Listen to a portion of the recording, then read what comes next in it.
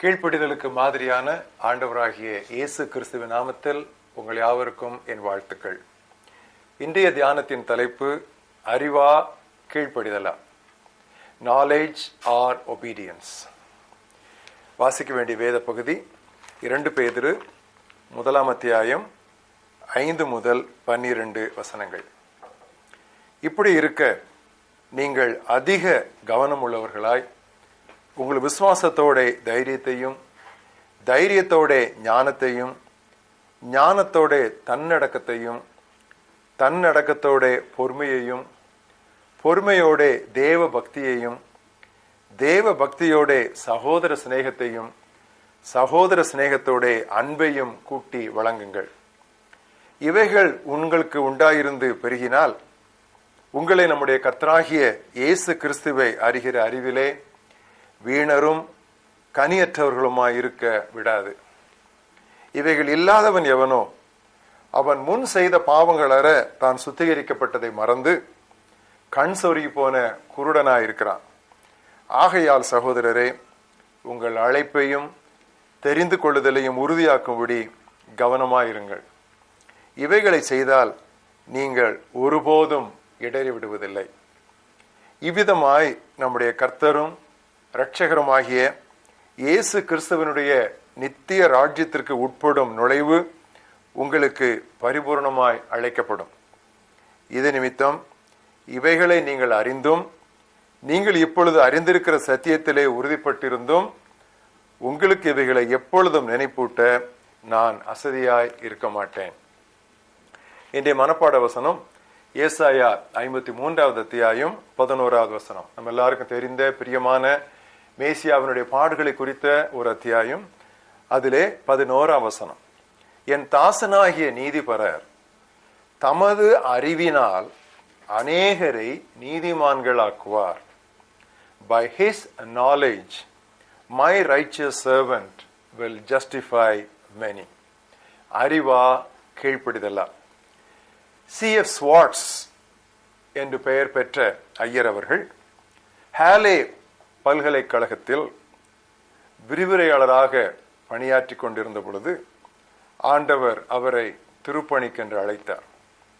1750 India வந்து ஒரு முறை கூட தன்னுடைய தாயகமான ஜெர்மனிக்கு செல்லாமல் 48 ஆண்டுகள் தமிழ்நாட்டிலேயே இருந்து திருப்பணி செய்து இங்கேயே தன் ஓட்டத்தை முடித்தார். இவர் ஒரு பெரிய விரிவுரையாளர், படித்தவர், அறிவு நிறைந்தவர். ஆனால் இவர் அறிவை விட கீழ்ப்படிதலே மேல் என்பதை நடைமுறையில் காட்டிய ஒரு சான்றோர். இன்று கிறிஸ்தவர்களாகிய நமக்கு தேவையானது கூடுதலான வெளிப்பாடுதல் அல்ல, ஏற்கனவே வெளிப்படுத்தப்பட்டவைகளுக்கு கீழ்ப்படிவதுதான் இன்றைய தேவை. வேத ஆராய்ச்சி நூல்கள், ஆராய்ச்சி வேதங்கள், கருத்தரங்குகள் மற்றும் கணினி வசதிகள் இவையெல்லாம் நிறைய பெற்றிருக்கிற நாம் நமக்கு முந்திய அத்தனை தலைமுறைகளையும் வேத அறிவில் மிஞ்சிவிட்டோம். கன்வென்ஷன்களுக்கும் மாநாடுகளுக்கும் நாம் ஓடி அலைகிறோம். ஆனால் அதெல்லாம் அறிவு நாட்டமே அன்றி கீழ்ப்படிதலுக்கான விருப்பம் அல்ல. நமது ஆதி பெற்றோரின் பாவமும் அதுதான். கடவுளுக்கு முன் கீழ்ப்படிந்து நடப்பதை விட தங்கள் அறிவையே கூட்டிக் கொள்ள விலக்கப்பட்ட அறிவு மரத்தின் கனியை அவர்கள் புசித்து விட்டனர். நாம் நமது அறிவை பெருக்கிக் கொள்வதற்கு ஆண்டவர் எதிரானவர் அல்ல. எல்லா அறிவிற்கும் ஞானத்திற்கும் உறைவிடமே அவர்தானே. ஆனால் அறிவானது கனி கொடுத்தல் என்னும் மிகப்பெரிய பொறுப்பையும் அத்துடன் கொண்டு வருகிறது. எனவேதான் அப்போஸ்தலன் பேதுரு இப்படி சொன்னார், அறிவோடு தன்னடக்கத்தை கூட்டி வழங்குங்கள்.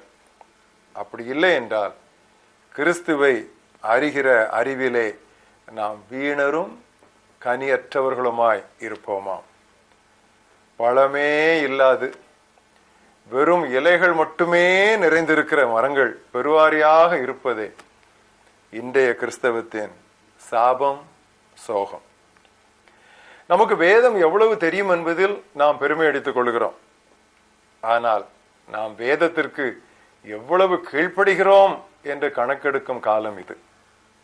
இதோ திருத்தூதுவன் யாக்கோபு விடும் ஒரு சவால்.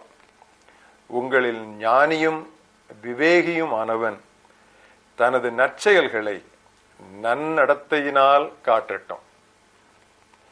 தீர்க்க தரிசனங்களின் பொருளை ஆராய்வதில் இன்று ஒரு புதிய ஆர்வம் ஏற்பட்டுள்ளது. அது நல்லது. ஆனால் அது இயேசுவை பற்றிய சாட்சியாகிய தீர்க்க தரிசன செய்தியை பரப்புவதற்கு நம்மை உந்தி தள்ள வேண்டும். இல்லையேல் அதில் பயனில்லை. பரமேறு முன் இயேசுவின் சீடர்கள் இயேசுவை பார்த்து, இக்காலத்திலா அரசாட்சியை நீர் திரும்ப இஸ்ரவேலருக்கு தருவீர் என்று கேட்டார்கள். நல்ல கேள்வி, நியாயமான கேள்வி. ஆனால் இயேசு அவர்களுக்கு கொடுத்த பதிலை நீங்கள் நினைவுபடுத்துங்கள். அரசாட்சி எப்பொழுது திரும்பி தரப்பட வேண்டும் என்கிற அறிவு இப்பொழுது உங்களுக்கு முக்கியம் அல்ல. அதன் விரிவாக்கத்திற்காக உழைப்பதே உங்கள் பொறுப்பு என்று சொல்லி, பரிசுத்த ஆவி உங்களிடத்தில் வரும்பொழுது நீங்கள் பலனடைந்து எருசலேமிலும் யூதேயாவிலும் சமாரியாவிலும் பூமியின் எல்லை எங்கும் எனக்கு சாட்சிகளாக செல்வீர்கள் என்று சொல்லி அவர்களை விட்டு கடந்து போனார். ஆண்டவராக இயேசு கிறிஸ்துவை குறித்து ஏசாயா 11ஆம் அத்தியாயத்தில் உள்ள தீர்க்க தரிசனத்திலே இப்படி வாசிக்கிறோம். அவர் ஞானம், உணர்வு, அறிவு ஆகிய அத்தனையும் நிரம்ப பெற்ற ஆவியானவரை தன் மீது பெற்றிருந்தார். எதற்காக? அநேகரை நீதிமான்கள் ஆக்குவதற்காக. மாறாக இயேசுவின் நாட்களில் இருந்த மார்க்க தலைவர்கள் தாங்களும் நுழைய மாட்டார்கள், மற்றவர்களையும் நுழைய விட மாட்டார்கள். அறிவின் திறவுகோலை தங்கள் மடியில் சொருகி கொண்டார்கள். அவர்களை பார்த்துதான் இயேசு உங்களுக்கு ஐயோ என்றார். நாம் ஒரு கேள்வி கேட்டுக்கொள்வோம். நாம் ஆண்டவருடைய ஆசீர்வாதங்களையும் ஆண்டவர் கொடுக்கிற அறிவையும் பருகும் அளவிற்கு நாம் அவற்றை பகருகிறோமா?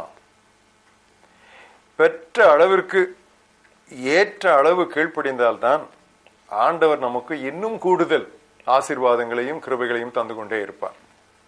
எனவேதான் இயேசு சொன்னார், நீங்கள் ஒவ்வொருவரும் கேட்கிற விதத்தை குறித்து கவனமாயிருங்கள். ஏனென்றால் உள்ளவன் எவனோ அவனுக்கு கொடுக்கப்படும். அதாவது சரியானபடி கேட்டு கீழ்ப்படுகிறவன் தான் உள்ளவன். மற்றவனிடத்திலே உள்ளதும் எடுத்துக்கொள்ளப்படும் என்று ஆண்டவர் மிகவும் திட்டமாக சொன்னார். கீழ்ப்படிதலுக்கு நடத்தாத அறிவு வெறும் இருமாப்பை தான் உண்டாக்கும்.